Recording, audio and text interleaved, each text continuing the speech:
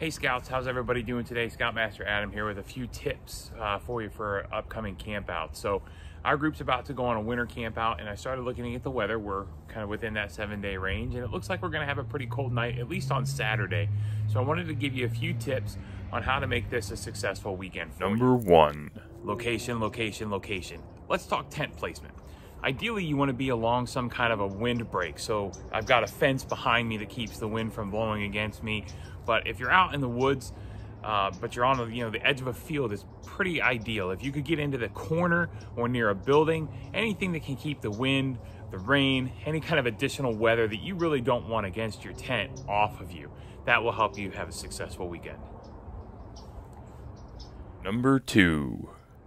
What most people think about when they think about winter camping is, outer gear. So what are they going to wear to keep themselves warm? And the first thing you might think about is a heavy-duty winter jacket, kind of like this one here.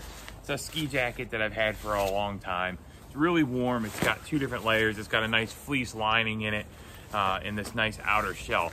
However, we live in South Carolina, and especially along the coast, we don't really have a lot of use or a lot of accessibility to a coat like this. Instead, a simple fix, a nice little fleece jacket, and a raincoat. It essentially does the exact same thing. The fleece keeps you warm, the raincoat keeps the wind and the moisture off of you, and it keeps your body warm throughout the day. Number 3. Sticking with clothing, the second tip here is about layering. So your body tends to perspire, it sheds moisture in a lot of different ways, and then your clothing absorbs that moisture. So you want to make sure that you're wearing fabrics that wick that moisture away. A couple things you can do. The compression wear nowadays is it's light, it's springy, but it helps keep your body warm and it pulls the moisture away from your body. So I strongly recommend layering your clothing. Like I said, this is just a long sleeve, kind of a mock neck shirt, and then I also have a pair of tights. You could use any kind of layering system, thermal underwear, things like that will definitely work for you as well. Number 4. Our next tip here continues along with our clothing, and that is to make sure that before you go to bed, you change every piece of clothing that you have on your body. So, we've talked about how nice these compression gear is to help keep you warm, and we also talked about how it absorbs moisture and pulls that moisture away from your body all day long. The last thing you want is to have that moisture kind of stuck in these clothes and trying to keep yourself warm at night, and that's just not going to happen. So make sure before you go to bed, you take all of your clothes off, put all fresh new clothes on. Number 5. Next thing I want to talk about is sleeping pads. So if you're sleeping in a tent on the ground, chances are that ground surface may not be very comfortable. So there's a couple of things you can do. You can use an inflatable pad system. You could use a blanket system. You could use just a foam pad or something along those lines. But it's important to note that when it's cold weather camping, that you have some kind of an insulation value. So what a lot of folks use is just this, thin foam pad. It's about a half-inch thick piece of foam. It gives you some comfort against the ground, but this actually provides a pretty good amount of insulation for you as well. Now you can also use this here's an Ascend inflatable mattress, but there is no insulation in this mattress at all. So just because I blow this up and put it underneath me doesn't mean that it's going to help keep me warm. The cold air from the ground is going to mix with the air that's in here, and that's going to create a layer of cold air between the ground and my body, which is going to make me pretty cold. So you're going to want to put some kind of an insulation layer in between your sleeping bag and an inflatable pad if you have it. Again, simple solution. You've got this inexpensive fleece blanket from Walmart that you can bring out, and you can put that in between your sleeping bag and your air pad, and you'll be just fine. Number 6. All right, next up, let's talk about sleeping bags. So for a winter sleeping bag, ideal sleeping solution is something like this, where it's got a nice big hood that you've got a drawstring in that you can pull tight. This bag is, I'm very lucky to have a bag that's a down-filled bag, which keeps me nice and warm. It's got a drawstring where it pulls the top across my chest tight. It's even got what's called a draft collar, which keeps the warm air in and the cold air out. If you're gonna go spend the money on a bag, you definitely want to make sure you know what you're doing and go buy a good bag. So being comfortable at night can make or break your weekend. Now I also choose to sleep in a hammock quite frequently. Couple of important topics for hammocks. Sleeping bags don't always work, so you can use a quilt.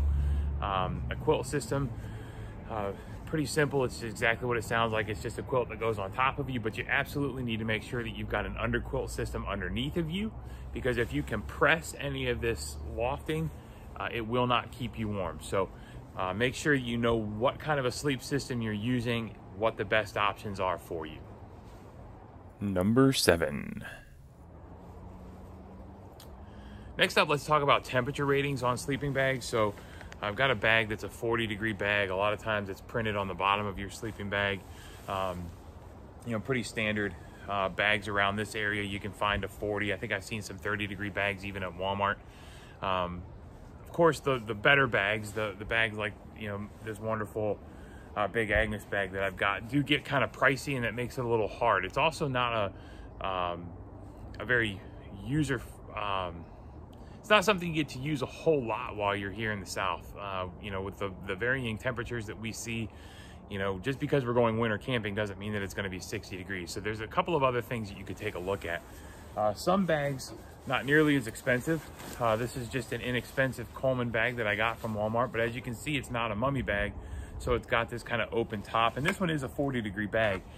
And the 40-degree rating is really just there to tell you that if it's absolutely, dire situation and you need to survive, that this will help you survive at 40 degrees.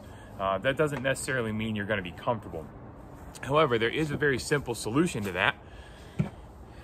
This is just a inexpensive fleece blanket. I think it costs about $10. Could fold that blanket up, tuck it inside of my sleeping bag, crawl inside of both units. I can use the fleece blanket then to kind of create a form around my head, make sure I've got a hat and a gloves, and I'll stay warm for the night. Number 8. Time to go to bed, right? Make sure you do not go to bed cold. Go for a short walk, have a cup of hot chocolate. Don't go to bed cold. If that means you need to get into your pajamas first and go for a short walk so that those clothes warm up, that's fine, but make sure all of your clothes have been changed and that you are warm before you go to bed. Number 9. Last thing you need to do before you get in your tent for the end of the night is go to the bathroom. Your body expends a lot of energy trying to keep yourself warm, and any additional liquids or anything like that that's in your body will suck away heat from the rest of you just to keep that liquid warm. So go to the bathroom before you crawl into your tent for the end of the night. The other recommendation that I'd like to make to help you through the evening is take a bottle of water and bring that in the tent with you. Dehydration happens very quickly when you're cold, and people don't recognize that, and they don't see the signs because it's not necessarily hot or sunny. So make sure that you bring just a bottle of water with you to bed so you don't have to get out in the middle of the night. Number 10. Okay, last tip. So what you eat during your camp out will have a lot to do with how warm you stay as well. What you drink will have a lot to do with how you stay warm throughout the weekend also. I would recommend you making sure that you monitor your water intake, or make sure you're drinking hot chocolate, but make sure you stay hydrated. On the flip side, there's a very simple way to help yourself stay warm as you're getting ready to go to bed. As your body burns sugar, it generates heat. So before I go to bed on a cold weekend, I like peppermints. Simple peppermint helps you stay warm as you're going to bed. If you can follow all of these tips, you'll be prepared for a successful winter camping weekend. Enjoy your time, stay warm.